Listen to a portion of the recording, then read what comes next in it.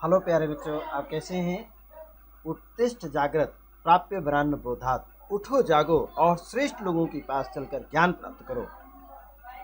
आइए, आपका संस्कृत हिंदी क्लासेज में स्वागत है। मैं डीलाल, लेक्चरर जीआरवी इंटर कॉलेज राग हमीरपुर उत्तर प्रदेश से। आज हम आपको उत्तर प्रदेश यूपी बोर्ड, जिसको हम कहते हैं उत्तर प्रदेश माध्यमिक शिक्षा परिषद बोर्ड द्वारा कक्षा 11 में हिंदी गद्य साहित्य का इतिहास की ये दूसरा लेक्चर आज हम आपको जानकारी देंगे कि हिंदी गद्य साहित्य का इतिहास। इसके पहले भाग में आपने भारतीय मतलब हिंदी गद्य साहित्य का विकास कैसे हुआ, किस क्रम में हुआ और इसके कितने भागों में किस क्रम में इसका विकास रहा। पूर्व भारतेंद्र युग, भारतेंद्र युग, फिर इसके बाद आया द्वितीय युग, द्वितीय युग के बाद फिर शुक्लोत्तर छायावादी युग, छायावादोत्तर युग, स्वतंत्र युग, स्वतंत्रोत्तर युग। इस प्रकार से आपने क्रम में अध्ययन किया है। और उनकी कौन कौन सी रचनाएं थीं हिंदी भाषा में। देखिएगा, सबसे पहले ब्रजभाषा खड़ी बोली गद्य के विकास में हिंदी ये राजस्थानी गद्य और ब्रजभाषा, इन दोनों का विशेष योगदान रहा है। और इनमें किस प्रकार से इसका समन्वित रूप में, क्योंकि खड़ी बोली जो है ये कोई अपनी एक निश्चित अलग विशिष्ट बोली नहीं है। खड़ी बोली के अंतर्गत कई क्षेत्रीय बोलियों का समन्वय है, इसमें मिलजुल करके खड़ी बोली बनी हुई है। तो अभी पहले वीडियो में आपने अध्ययन किया था। आज आप हिंदी गद्य का जो दूसरा पार्ट आप देखेंगे, इस दूसरे पार्ट के अंतर्गत जो अवशेष है, किस क्रम में हिंदी गद्य का विकास हुआ है, इसके आगे का हम अध्ययन करते हैं।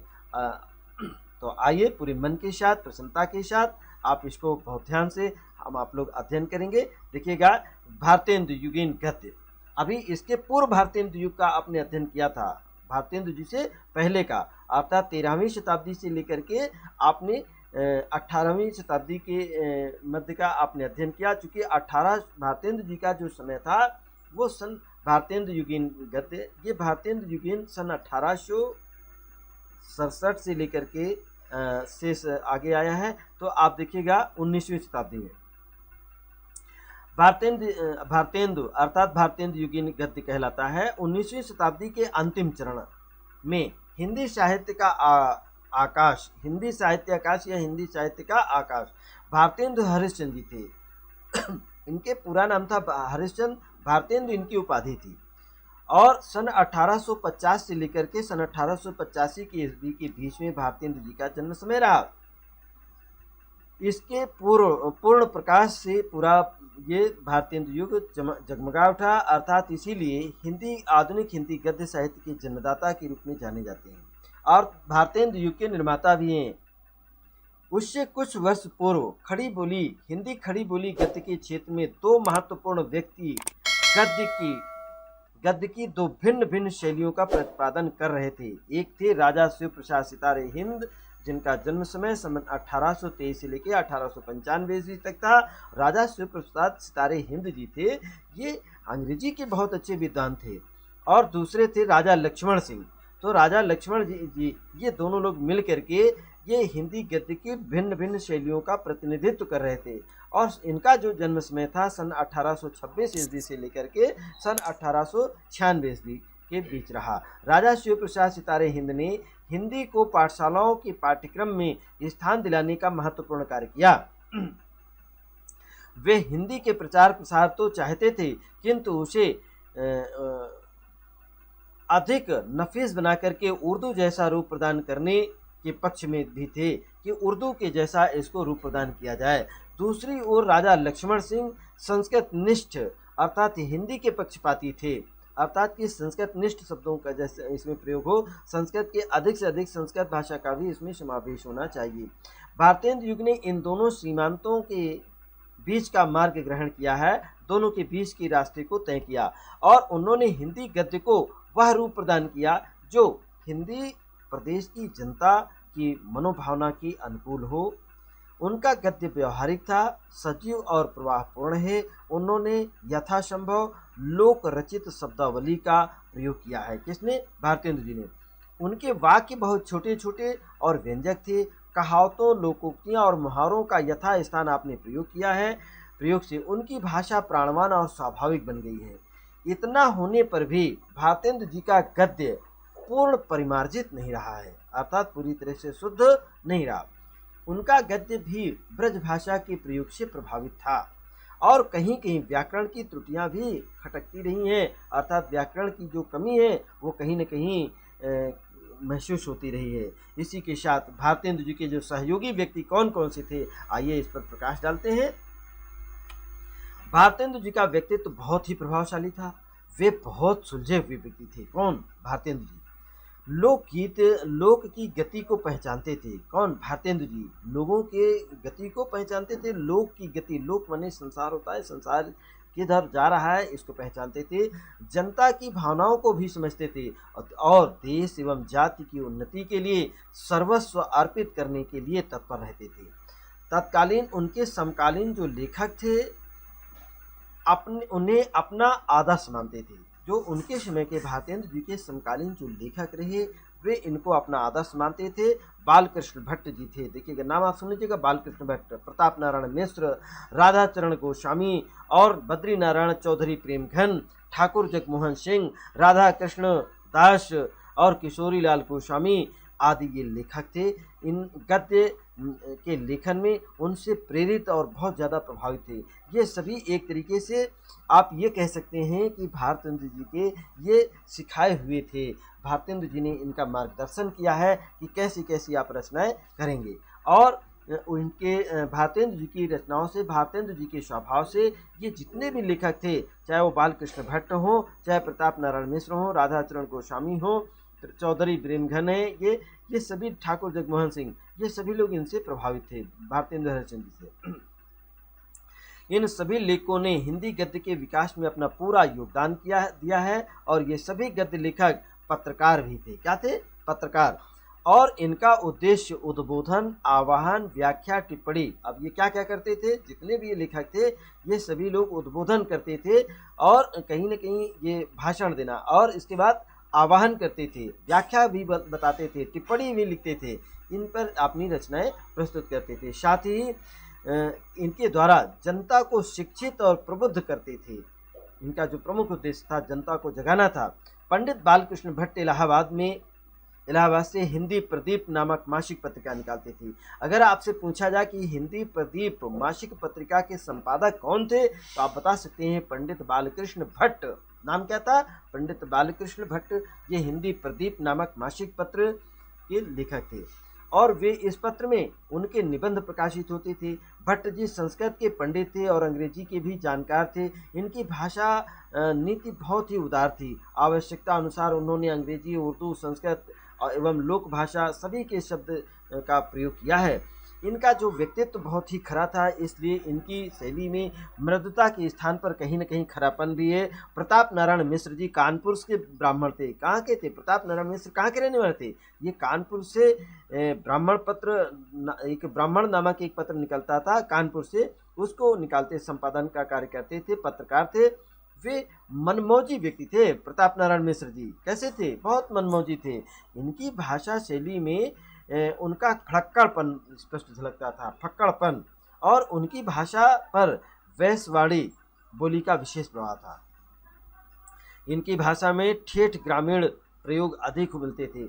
बद्री नारायण चौधरी जो प्रेमघन थे, इन्होंने आनंद कादम्बनी का संपादन किया है। और अगर आपसे पूछा जाए कि आनंद कादम्बनी के संपादन किसने किया है तो आप बता सकते हैं कि बद्री नारायण चौधरी प्रेमघन।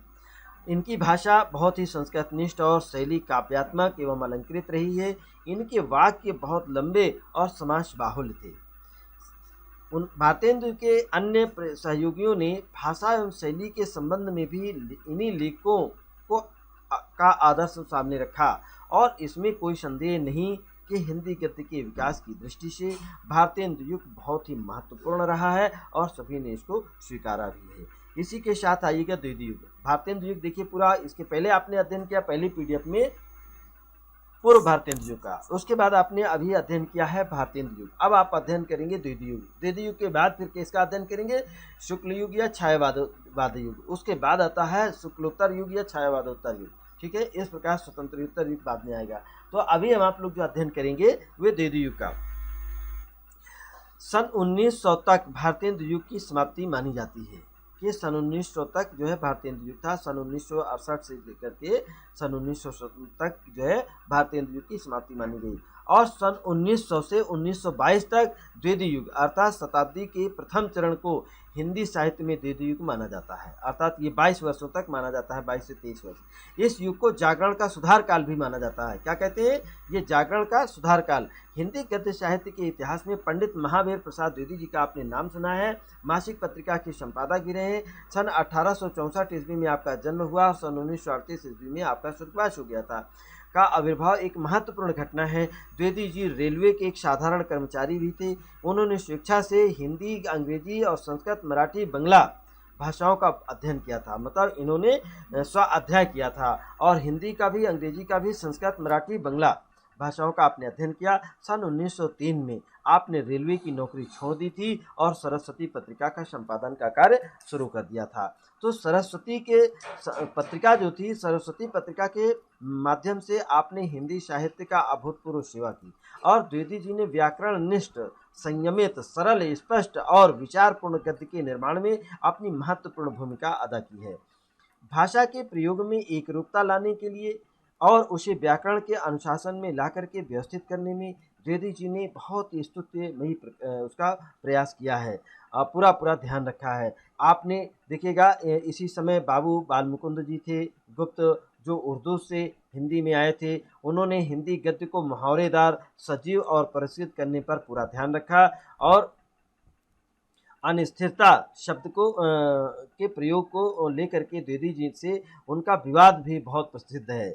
इस युग में द्विवेदी जी के अतिरिक्त माधव मिश्रा जी थे। द्विवेदी जी के जो साथ में इनके और सहयोगी थे वो देखिएगा चंद्रधर शर्मा, द्विवेदी जी के अतिरिक्त माधव मिश्र थी, गोविंद नारायण मिश्र थे, पद्म सिंह शर्मा थे, सरदार पूर्ण सिंह जी थे, बाबू श्याम सुंदर दास जी थे और मिश्र बंधु लाला भगवान दीन भी थे। देखिए सभी द्विवेदी युग के प्रमुख अगर आपसे पूछा जाए द्विवेदी युग के प्रमुख लेखक कौन कौन से हैं, गद्यकार लेखक, गद्य लेखक बताइएगा तो आप बता सकते हैं चंद्रधर शर्मा गुलेरी जी थे, माधव मिश्रा जी थे, गोविंद नारायण मिश्रा जी थे, पद्म सिंह शर्मा जी थे और कहीं न कहीं पद्मलाल पुन्नालाल बख्शी जी का भी नाम आता है। गणेश शंकर विद्यार्थी आदि लेखकों ने हिंदी गद्य के विकास में एक अभूतपूर्व योगदान दिया है और इस युग के में गद्य साहित्य बहुत की विभिन्न रचनाएं, मतलब विधाओं का आपने प्रयोग किया, विभिन्न रूपों का विकास हुआ है।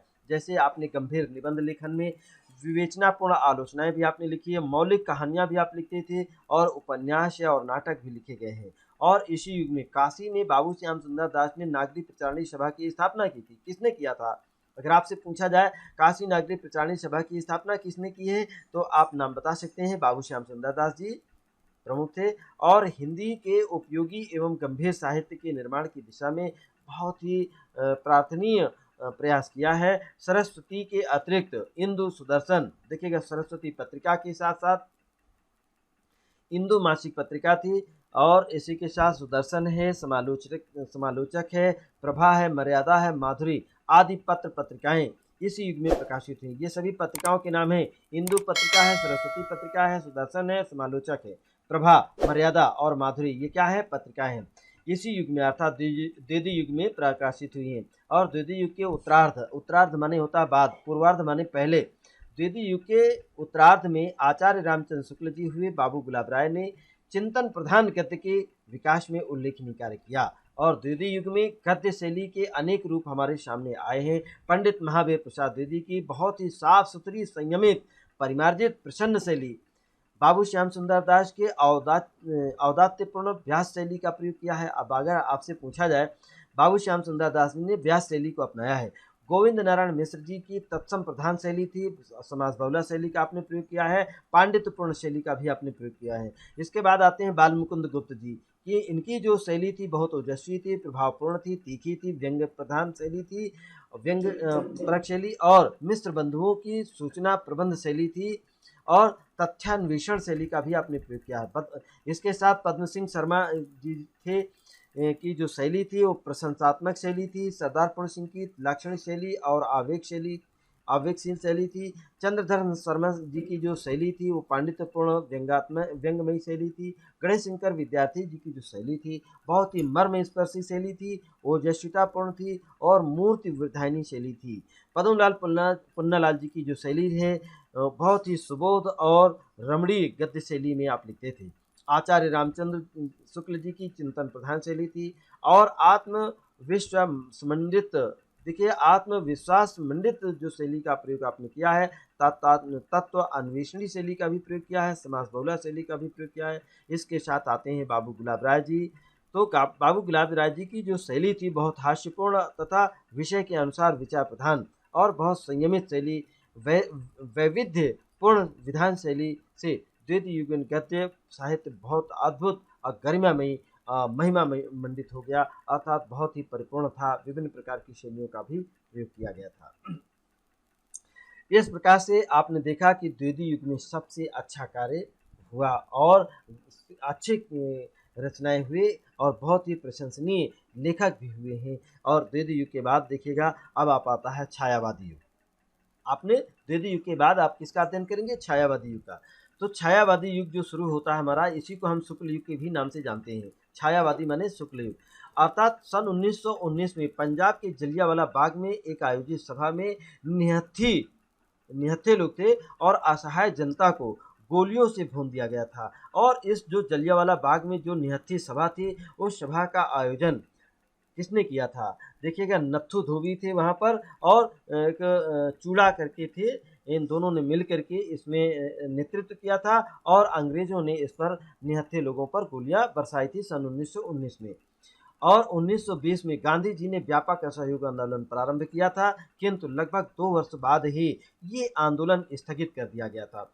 कुछ वर्ष के बाद सन 1931 ईस्वी में बहुत ही सुप्रसिद्ध क्रांतिकारी भगत सिंह को फांसी दी गई थी। अगर आपसे पूछा जाए क्रांतिकारी भगत सिंह जी को फांसी कब दी गई, किस सन में दी गई, तो आपको याद होना चाहिएगा सन 1931 ईस्वी में।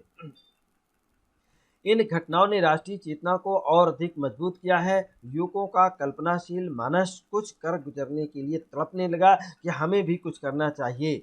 और इस युग में पराधीनता और व्यवस्था की अनुभूति से बहुत व्याकुलता हो रही थी और लोग व्याकुल होकर के, बहुत आकुल होकर के, यदि कभी वेदना और पीड़ा के गीत गाए गए हैं तो इसी क्षण गाए गए हैं। और स्वाधीनता के लिए प्रेरित सतत संघर्ष की जो प्रेरणा है, बलवती प्रेरणा से उत्साहित होकर के बहुत स्फूर्ति की अर्थात जोश के साथ, होश के साथ और आत्मविश्वास की भावना को मुखरित किया गया है। द्वितीय युग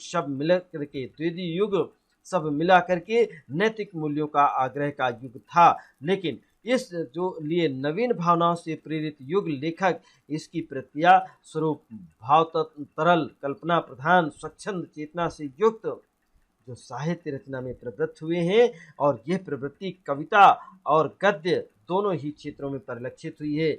अर्थात 1919 में और उससे लेकर के 1938 तक का जो समय था वो छायावादी युग के नाम से जाना जाता है। और इस युग में, इस कालखंड को हिंदी गद्य साहित्य के इतिहास में छायावाद का नाम दिया गया है। इस युग की जो सीमा में रचित जो गद्य थे अधिक कलात्मक हो गया है और उसकी अभिव्यंजना बहुत शक्ति विकसित हुई है, अवमानना शक्ति इसमें विकसित हुई है। और इसी के साथ देखिएगा इसमें वैचित्र प्रधान, लाक्षणिक, अलंकृत, कवित्वपूर्ण हो गया था, बहुत ही कवित्वपूर्ण अलंकृत हो गया था।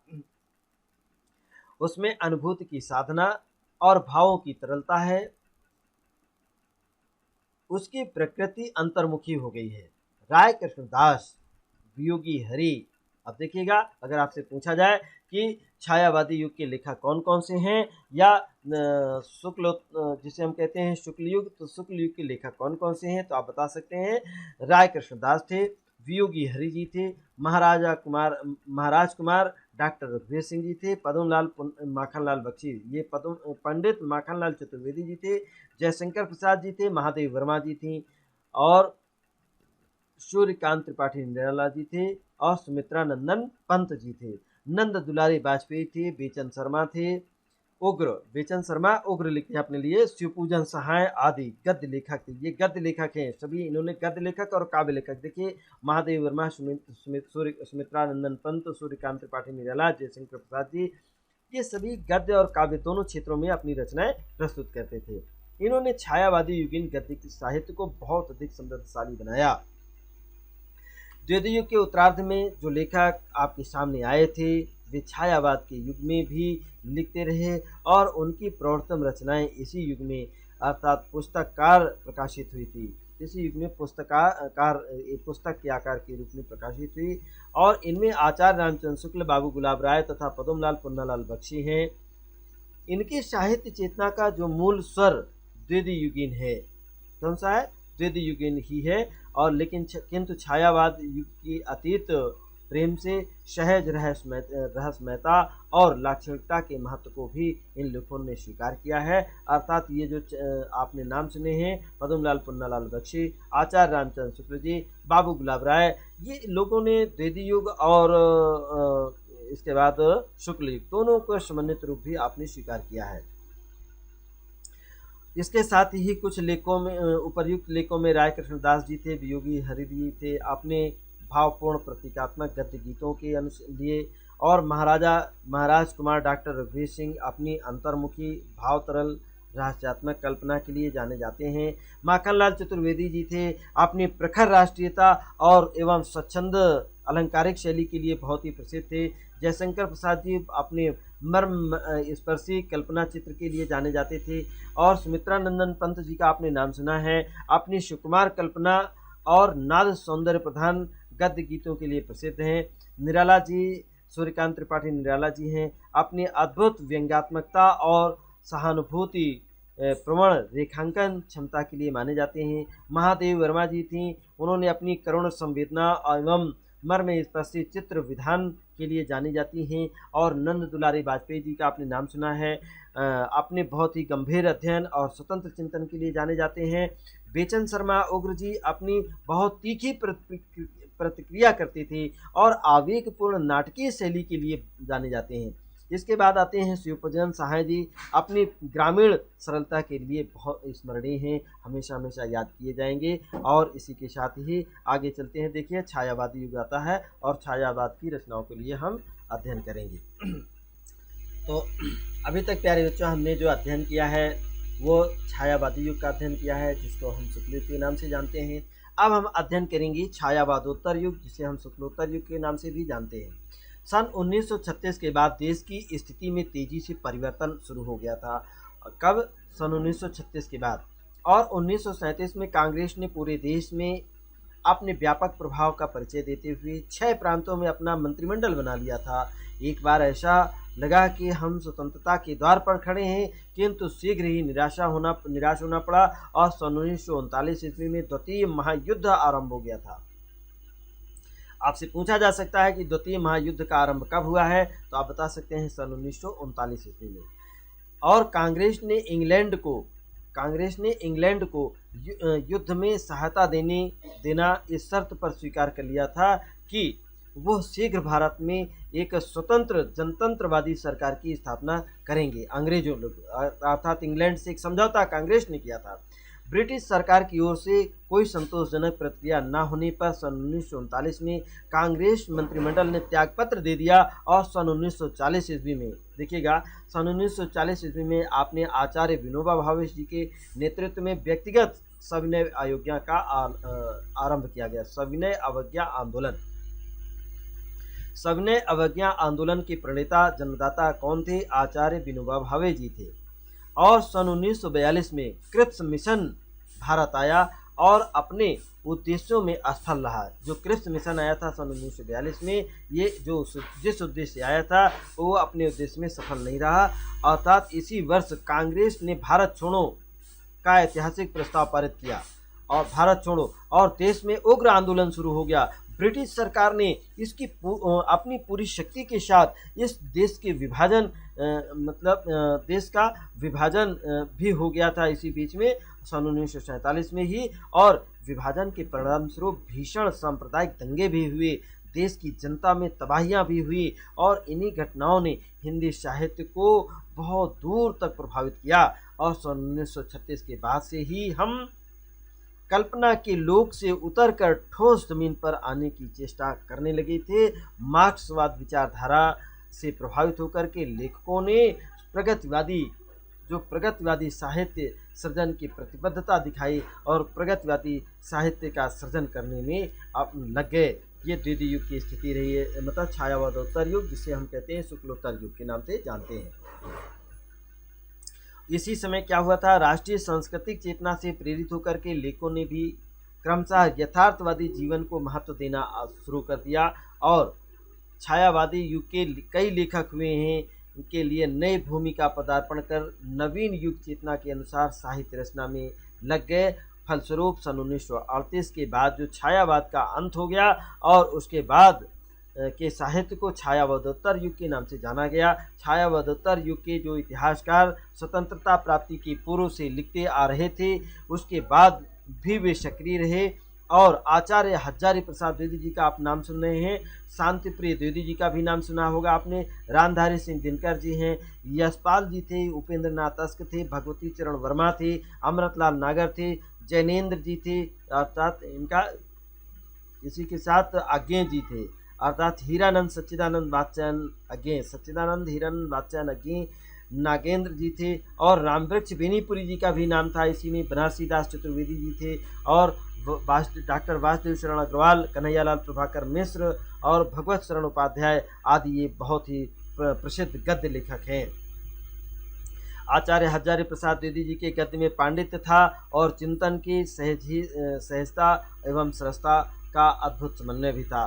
भाषा पर द्विवेदी जी का असाधारण अधिकार है। उन्होंने हिंदी गद्य में बाणभट्ट की समास गुम्फित शैली ललित पदावली और का अवतरित कर उसे अद्भुत गरिमा प्रदान की है। शांति प्रिय द्विवेदी जी थे, अपनी प्रवाह में जो प्रभाव ग्रहणी प्रज्ञा और भावोच्छ्वासित शैली का भी प्रयोग किया था। दिनकर जी के, रामधारी सिंह दिनकर जी के गद्य में विचारशीलता, विषय वैविध्यता थी और व्यक्तित्व व्यंजना तीनों का समन्वय किया था। यशपाल जी की जो शैली थी, इनका यशपाल और अस्क जी के गद्य सामाजिक यथार्थ के विविध स्तरों को व्यक्त करने में सामर्थ्य थी। भगवती चरण वर्मा जी का जो गद्य सामाजिक सहज व्यवहारिक प्रभावपूर्ण और इसका व्यंग्य गर्भित था। अमृतलाल नागर जी का आपने नाम सुना, इनकी जो रचनाएं, इनकी जो गद्य शैली थी वो लखनवी तर्ज पर एक विशेष प्रकार की रवानी थी और मूलतः कथाकार होने के नाते इन लेखकों ने वर्णनात्मक शैली का विशेष आकर्षण था। इन लेखों में जैनेन्द्र जी का गद्य उनकी दार्शनिक मुद्रा, मनोवैज्ञानिक निगूढ़ता के लिए बहुत ही प्रसिद्ध थे। और आपने नाम सुना है आज्ञे जी का, तो आज्ञे जी अपनी बौद्धिकता के लिए बहुत प्रसिद्ध थे। उनका गद्य चिंतन प्रधान था एवं परिष्कृत होने के साथ ही व्यक्तित्व व्यंजक और व्यंग्य गर्भित भी थे। उन्होंने हिंदी गद्य को आधुनिक परिवेश से जोड़ने का सफल प्रयास किया है, अर्थात ये आपने आज्ञे जी का नाम सुना होगा। और डॉक्टर नागेंद्र जी का जो गद्य था सामान्यतः तर्क प्रधान, विश्लेषण परक, आत्मविश्वास की गरिमा से परिपूर्ण था। इसी के साथ ही उनमें देखिएगा नाटकीयता भी थी, व्यंग्य तथा बिंब विधान भी लक्षित किया जा सकता है। रामवृक्ष बेनीपुरी जी का आप नाम सुन रहे हैं, ये ग्रामीण जीवन की निश्चल अभिव्यक्ति करने में बहुत ही सफल रहे हैं। और बनारसीदास चतुर्वेदी जी का आपने नाम सुना है, इनके जो संस्मरण थे जीवनियाँ थी और रेखा चित्रों के लिए जाने जाते हैं। इनकी शैली में रोचकता है और भाषा बहुत ही प्रभावपूर्ण है। छोटे छोटे वाक्य हैं, अनुभव खंडों को चित्रवत करने में बहुत ही प्रसिद्ध थे। वासुदेव शरण अग्रवाल जी का गद्य संस्कृत निष्ठ था। देखिए, सांस्कृतिक और आध्यात्मिक गरिमा से मंडित था। उसमें विद्वता थी, विचारशीलता और सरसता का अद्भुत समन्वय है। कन्हैयालाल मिश्र जी की आपने राजनीतिक संस्मरणों और रिपोर्टार्जों के लिए बहुत प्रसिद्ध हैं। करुणा, व्यंग्य, भावुकता के समावेश से उनका जो गद्य बहुत ही आकर्षक हो गया था, ये कन्हैयालाल मिश्र जी का। भगवत शरण उपाध्याय का आपने नाम सुना है, इतिहास के चिर स्मरणीय घटनाओं को बहुत भावपूर्ण नाटकीय शैली में प्रस्तुत करने में सामर्थ्य थी। इनका गद्य इतिहास, ज्ञान एवं संस्कृति बोध का परिचय कराती है। इस प्रकार से इनकी शैलियों का आपने अध्ययन किया है। अब आप आते हैं स्वतंत्रोत्तर युग। स्वतंत्रोत्तर युग अर्थात स्वतंत्रता प्राप्ति के बाद का जो युग है। देखिएगा, स्वतंत्रोत्तर युगीन गद्य है। इस युगीन गद्य में के जो लेखक थे स्वतंत्रोत्तर युग के, विद्यानिवास मिश्रा जी थे। हरशंकर परसाई का नाम आप सुन रहे हैं, फणेश्वर नाथ रेणु हैं, कुबेर नाथ हैं, राय हैं, धर्मवीर भारती हैं, शिव प्रसाद सिंह है, ये लेखक हैं। और विद्या निवास मिश्र जी अपनी मांगलिक दृष्टि से सांस्कृतिक चेतना, लोक संप्रति और एवं आधुनिक जीवन के बोध के लिए प्रसिद्ध हैं।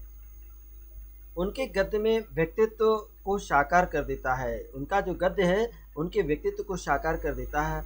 हरशंकर परसाई जी सामाजिक और राजनीतिक जीवन की विसंगतियों पर तीखा व्यंग्य करते थे।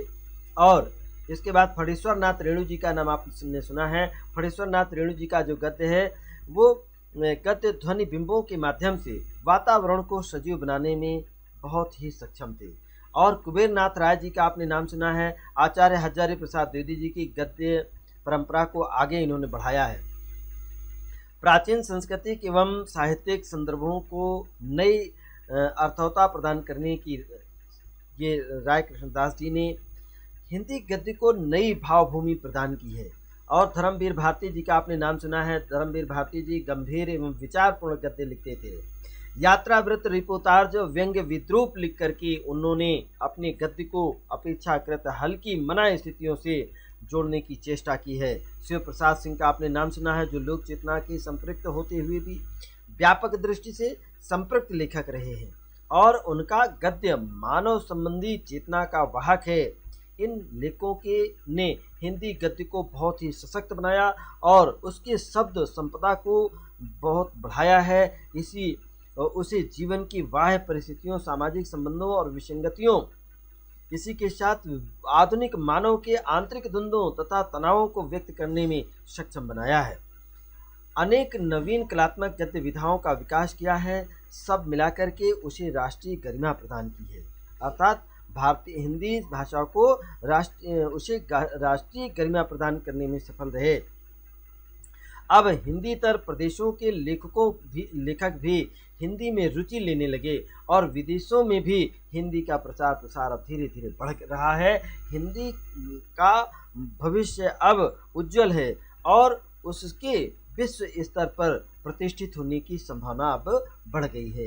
ये स्वतंत्रोत्तर अर्थात स्वतंत्रता प्राप्ति के पश्चात उसके बाद का लेखक रहे और इन्होंने अपना बहुत अभूतपूर्व हिंदी को उज्जवल बनाने में अपना अभूतपूर्व योगदान दिया है।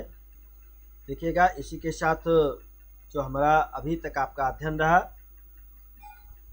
पहले पीडीएफ में आपने हिंदी गद्य के विकास के क्रम को जाना, कितने भागों में बांटा गया। सबसे पहले आपने पूर्व भारतेंद्र युग, द्विवेदी युग, शुक्ल युग या छायावादी युग और शुक्लोत्तर या स्वतंत्र युग, जिसे छायावादोत्तर युग के नाम से जाना। उसके बाद आप आ गए स्वतंत्रोत्तर युग। इन सभी का आपने बहुत ही विस्तार पूर्वक आपने अध्ययन किया है। इसी के साथ जो आज के जो समय रहा और जो लेक्चर रहा वो लगभग समाप्त हो रहा है और आगे का जो लेक्चर होगा इन सभी पर जो मतलब संकलित बहुत इम्पॉर्टेंट जो परीक्षा में बहुत ज़्यादा प्रश्न पूछे जाते हैं, उन प्रश्नों पर आधारित हम आपको टिप्पणियाँ और एक बहुत सुव्यवस्थित ढंग से हमने उनको सजाया है। और अगले प्रश्न जो वीडियो होगी बहुत इम्पॉर्टेंट होगी और इसको देखिएगा विस्तार से जानने के लिए इस पूरी वीडियो को पहले आप देखिए और इसको मनन करिए, चिंतन करिए। ये आपके केवल बोर्ड परीक्षा के लिए ही नहीं बल्कि आपको सुपर टेट है, चाहे टीटी हो और अन्य विभिन्न क्षेत्रों की प्रतियोगी जो परीक्षाएं हैं, चाहे आपका टीजीटी हो, पीजीटी हो, उस परीक्षाओं के लिए भी बहुत उपयोगी है। बीएड की परीक्षाएं आप देने जाते हैं, पुलिस की परीक्षा भर्ती के लिए जाते हैं, आर्मी की परीक्षा में आप जाते हैं, तो इन सभी प्रतियोगी परीक्षाओं के लिए बहुत ज़्यादा लाभकारी है। ये दोनों ही हिंदी गद्य साहित्य का विकास कैसे हुआ और कब कब किस सन में हुआ, कौन कौन से लेखक थे, उनकी कौन कौन सी रचनाएं, इन रचनाओं का हम आगे अध्ययन करेंगे।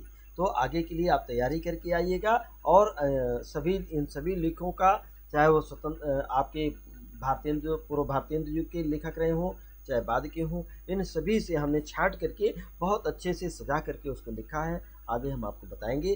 तब तक आप अपना ख्याल रखें, खुश रहें, प्रसन्न रहें और इसको थोड़ा सा आप समझ रहे होंगे। अगर आपको पसंद आ रही है तो लाइक भी कर दीजिएगा। कहीं ना कहीं हमें भी आत्मविश्वास बढ़ेगा कि हमने जो मेहनत किया है वो कहीं न कहीं सफल रही है और हमारे जो विद्यार्थियों के लिए कल्याणकारी है, लाभदायक है। और इसी के साथ आज की ये वीडियो हमारी लेक्चर समाप्त होता है। हम कल फिर मिलेंगे। आप सभी अपना ख्याल रखें, खुश रहें, प्रसन्न रहें। आप सभी को क्लास आपने अटेंड किया, बहुत धैर्य के साथ आपने अध्ययन किया। आप सभी कहीं न कहीं धन्यवाद के पात्र हैं और आप सभी को हमारा प्यार भरा सभी को नमस्कार। खुश रहें, प्रसन्न रहें। धन्यवाद।